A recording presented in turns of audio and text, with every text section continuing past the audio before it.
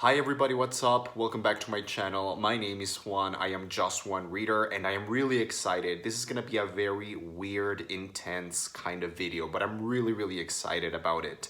So I am here with a kind of mega wrap up of the first 25 books that I have read so far in the year, in 2018.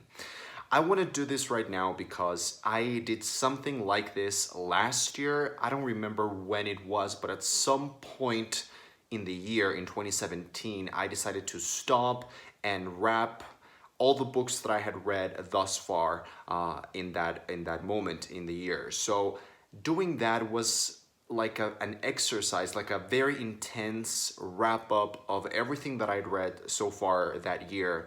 And it really allowed me to summarize and remember and refresh my memories and my feelings of all the books that I'd read at that point in the year. And I want to do it now every 25 books that I read because I feel it's just a round number and it just sounds right, like 25 is like a quarter of 100, and if I can read 100 books a year, I will be a very happy camper, a very happy camper indeed, because I've never been able to read that much, but I'm doing pretty fine this year. I'm reading a lot, and I'm reading very satisfying reads so far. So without any further ado, I don't want to take any more time out of this video because it's gonna be long. I'm gonna wrap the first 25 books that I've read so far in 2018. I'm gonna do it as fast as possible, not a lot of detail, just my rating and whatever it is that I remember. And before I get on with it, I just wanna say, doing this exercise is something that I really recommend people to do because sometimes when we arrive at the end of the year and it's December and we are starting to think about making top 10s or favorites lists of the year or worst of the year, whatever, those kinds of yearly wrap-ups. Sometimes I felt like I didn't really remember a lot of the books that I read that year. So doing this kind of periodical wrap-ups every 25 or so books really helps refresh your memories and just keep everything going more smoothly and more nicely. So without any further ado, let's get started. This has been my 2018 reading year so far. Book number 1 that I read was The Final Empire, the first book in the Mistborn trilogy by Brandon Sanderson. I gave this 3 out of 5 stars purely out of entertainment value, but looking back on it, it was so bad. It's terribly written. It is just very trashy. It's garbage literature. There's nothing really good that has stayed with me from this book. I do not recommend it. It is really badly done. Book number 2 that I read was Fingersmith by Sarah Waters. This is a Victorian thriller. It is filled with plot twists and revelations, and it is really fast-paced. It's quite a chunky novel, and the writing is delicious and dark and twisty. And yeah, it's just a very wickedly fun novel, and it is just a joyride. It is so delightful and so entertaining.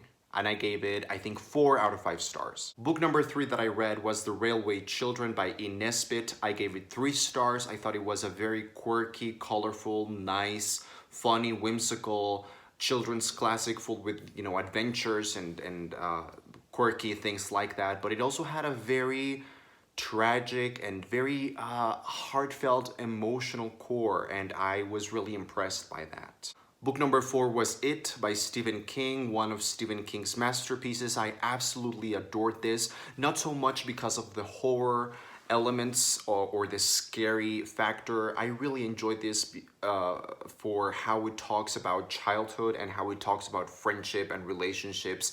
And there's something in this book that a lot of people who read it really hate, which is children's sexuality. And I really loved how Stephen King approached the subject of children's sexuality and the fantasies and impulses that children naturally have. I thought it was a really honest depiction of childhood, and I really loved it. I gave it 4 out of 5 stars, and it's one of my favorite books that I have read by this author. Book number 5 was The Sign of Four, which is the second novel in the Sherlock Holmes canon written by Sir Arthur Conan Doyle. I thought it was significantly better than the first one, which was A Study in Scarlet. I really love the way that he portrays these characters of Sherlock Holmes and Dr. Watson. I still felt that the mystery was a little bit contrived and far-fetched and kind of complex for me personally, but I love these characters and I gave this 3 out of 5 stars. Book number 6 was The Essex Serpent by Sarah Perry. I just picked this book up and I am filled with joy and the fondest memories. This is one of my favorite books that I've read this year. It is absolutely magical. The writing is so delicious. The characters are so vivid and they're still like part of me somewhere. They're in here. I love the themes and just the writing. The writing really casts a spell upon me, and yeah, I gave this 5 out of 5 stars, one of the best ones that I've read so far this year. Book number 7 was The Sense of an Ending by Julian Barnes. This was a winner of the Man Booker Prize in 2011, and I also gave this 5 out of 5 stars. Absolutely one of the best novels that I've read this year. It is short and compact and concise and confusing, and it's about memory and loss and history, and it's so interesting, and it just made me think a lot, and the writing I thought was superb. I really adored this, and this is one of the few books that I've read this year that I really cannot wait to reread. Book number 8 was The End. This is the last book in a series of unfortunate events by Lemony Snicket or Daniel Handler, and I thought this was one of the really good ones from the series. The series was kind of inconsistent. It has some really great books, some really great installments, and some really mediocre ones. I thought this was a pretty good one. I really liked the individual plot line in here, and I really liked the ending. It was kind of open, and it didn't really answer all the questions that I had from, throughout the series, but I still thought it was nicely done and it was a lot of fun. And I gave this, I think, 3.5 stars. Then book number 9 was The Beatrice Letters by Lemony Snicket. This is a companion piece to the series of unfortunate events, and I read this immediately after having finished the series, and it was great fun. It's a bunch of correspondence from some of the characters in the series, and it kind of opens a lot of new questions as well as answers kind of some other questions from the previous series. It was a lot of fun. I really like knowing more about these characters. I gave it 3 stars. Book number 10 that I read was Civil Warland in Bad Decline. This is a collection of short stories written by George Saunders, one of my favorite short story writers. I gave this 5 out of 5 stars. This collection is bananas, crazy, amazingly good. I loved every story in here. George Saunders has just an amazing talent to, use very sparse, very concise language to create this incredible worlds and these really rich characters. The themes that he touches upon in these stories are so important, and they really touched me personally. They really moved me. This is just one of the best collections that I've ever read, and George Saunders is a genius, and he's like a godlike creature to me. So yeah, I gave this 5 out of 5. Book number 11 was Full Dark, No Stars, a short story collection by Stephen King. And this is one of my favorite Stephen King books, certainly one of his best collections in my opinion. I really love the way that he approaches the short story format. This contains, I think, 4 or 5 stories, and they are all very different from one another. So the author provides a very varied, diverse, and satisfying and great reading experience. I really loved this, and yeah, I really want to read more of his short story collections. I gave this 4 out of 5 stars. Book number 12 was The Secret History by Donna Tartt. I gave this 5 out of 5 stars. This is probably my favorite book of the year so far, at least my favorite adult book of the year so far. I absolutely adored this. There's nothing that I can appropriately convey in such a short amount of time to really tell you how much I loved it and why you should read it in case you are the last person on BookTube who hasn't read it. Go and check out my individual review for this. This is a masterpiece. It was so great for me. I gave it 5 out of 5. Book number 13 was The Trouble with Goats and Sheep by Joanna Cannon. This is actually a book that has kind of faded in my memory. I mean, I don't really remember that much about it. The storyline, the characters, everything feels kind of hazy and blurry to me now. I gave it 3 stars, but I would probably lower it down to like a 2.5 stars. It's a perfectly fine book, but I just found it very forgettable and very you know, I was fine reading it, but I could have read something else instead, and I could have probably enjoyed that book better than this one. So I would not urge you to not read it, but it's not really a very memorable book. I gave it 3 stars, but I would probably lower it down to a 2. Book number 14 that I read was Cien Años de Soledad, or 100 Years of Solitude by Gabriel Garcia Marquez. This was my Everest. This was the book that I was most intimidated by probably in the history of books. This was my Mount Everest. It really was. It is such an important book in Latin American literature and Latin American consciousness that, being Mexican myself and never having read this book, I felt like guilty, and I felt irresponsible, and I felt like, how could I have possibly never read it? So I finally picked it up. I read this gorgeous illustrated 50th anniversary edition, and I was blown away. It was difficult, it was dense, it was like reading a book of mythology or folk tales rather than a novel.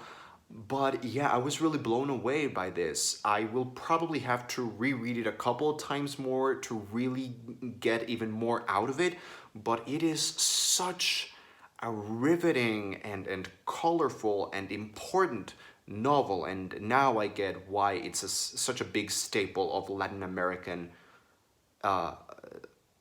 It's one of those like essential Latin American pieces. So yeah, I give it 4 out of 5 stars. Book number 15 that I read was The Dragonfly Pool by Eva Ibbotson. This is kind of a young adult modern classic in my opinion. It is beautifully written. I really loved this story. It is a complex story that is seemingly very simplistic, but it really has a lot to talk about and to discuss. If you are reading this to children or with children, like say in a classroom setting, I think this is a great novel that you can tear apart and you can really discuss some really important topics from reading this book. I gave it 4 out of 5 stars. It was a delightful experience. Book number 16 was The Fellowship of the Ring, the first part of The Lord of the Rings by J.R.R. Tolkien, which is a trilogy that I originally read for the first time like a gazillion 100,000 years ago, and I kind of didn't really remember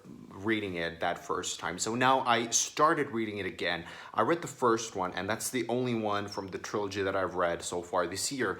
But I read it and I absolutely adored it. I gave it like a 4.5 stars. I thought it was an enchanting read.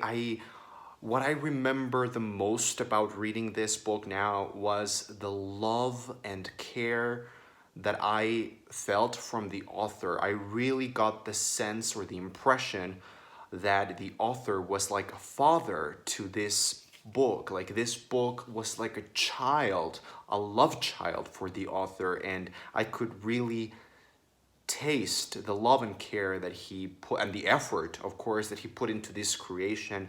I loved the characters, I loved the writing, I was positively entranced, and yeah, this was just an amazing book. I gave it 4.5 stars. Book number 17 was Pride and Prejudice by Jane Austen, a book that I thought I was really going to like, and it was kind of a boring disappointment. It was a very frustrating reading experience for me because there were some bits and some elements in the writing and in like the sharpness of Jane Austen's humor that I really loved, but there were some parts, some mind-numbingly boring detail in here that I just did not care for. I was, yeah, frustrated by the experience because I think it could have been better had it been written in a different way. But that's just my opinion. I liked it, I didn't love it, I gave it 3 stars. Book number 18 was The Lady Macbeth of the Mzinsk District. This is a classical Russian novella by Nikolai Leskov. It was recently adapted into a movie called Lady Macbeth, and the movie was amazing. Actually, the trailer for the movie was the thing that inspired me to read the novella in the first place. They are very different, so you can experience the film adaptation and the novella, and they are really great companion pieces. They're very different, particularly about the ending. But the novella was just amazing, and it is so short. You can read it in one sitting. That's what I did. I read it in one sitting, and my day was completely changed, and I was riveted. It was an amazing experience. And I do have to say that if you watch the movie, you should read the novella, because the ending of the novella, it's so much better and so much more dramatic, and it leaves you cold and thinking about it forever. I gave this 4 out of 5 stars. Book number 19 was A Tale for the Time Being by Rudo Zeki, and I think the same thing that happened to me with Pride and Prejudice happened again here. It was a novel that I really adored in certain moments, in certain places, in the way that the author addressed certain storylines and characters. But I would have seriously trimmed this book down. I would have cut some things out of it. I would have changed some things, especially the ending. I was kind of, yeah, I did not like the ending. But yeah, this was a very interesting, very intellectually stimulating book. It has a lot of philosophy in it. And I liked it. It was good. It was just a little bit boring for me. I gave it 3 stars, but it's a book that people should definitely read. Book 20 was Slaughterhouse-Five by Kurt Vonnegut. This is a novel that I read when I was feeling very sick. I was very ill. I had a fever. I was feeling like shit. And yeah, I was not really paying that much attention to it. But I think that actually served me well, and it actually helped me enjoy this book even more, because this is a very kind of scatterbrained, kind of weird, experimentally written novel. And if you are expecting something formally or structurally linear or easy to grasp, this is not it. This was a complete mess of this is like diving into the mind of a very messed up person, which is probably what the author intended. This has to do with what happens with PTSD and what happens after someone has experienced war and destruction and death, and I think that's partly why the book is written like this. The structure of the book is kind of bits and pieces and fragments, and the experience of reading it is very fragmented and split in parts. So I think this is a masterpiece. Well, it is a masterpiece. I don't need to say that it's a masterpiece. It is a masterpiece. And yeah, I was completely blown away by it. It was so entertaining on top of everything else. It was not only illuminating and literary and horrifying and important topically and thematically, but it was also hilarious and fascinatingly entertaining and sarcastic, and I absolutely adored it. I gave it 4.5 stars. Book number 21 was Arde Josefina by Luisa Reyes Retana. This is a Mexican short novel. It is about psychosis and the family dynamics of this psychotic protagonist, I guess. It is very interesting. It's very weird. It's kind of grotesque and dark and claustrophobic. But if you're looking for something, if you can speak Spanish or read Spanish and you're looking for something eerie and creepy and very messed up, this is for you. I gave this 4 out of 5 stars. Book number 22 was The Phantom Tollbooth by Norton Juster. This is my favorite book of the year. I mean, it has to be my favorite book of the year, alongside The Secret History by Donna Tartt. The Secret History by Donna Tartt, I just told you, has been my favorite adult fiction book. but this has to be my favorite children's book. Although if I had to choose one of them for number one book of the year, I am inclined to give it to The Phantom Tollbooth. This was just absolutely the perfect fit for me, the perfect book for me. Norton Juster creates. I can't even tell you how much I loved what he created in this book. It's a book that I cannot wait to read right now for the second and third and fourth and a gazillionth times. It is a book about imagination itself and about discovery and about knowledge and learning. And he does it in a way that is so inventive and creative and yeah, and touching. And it's one of those books that I didn't want it to finish. I didn't want to finish the book. I kind of regressed into back when I was 5 or 6 and my parents would tell me a story and I would be like, no, please, again, another one. And I would just ask for a reprise of the same story over and over again.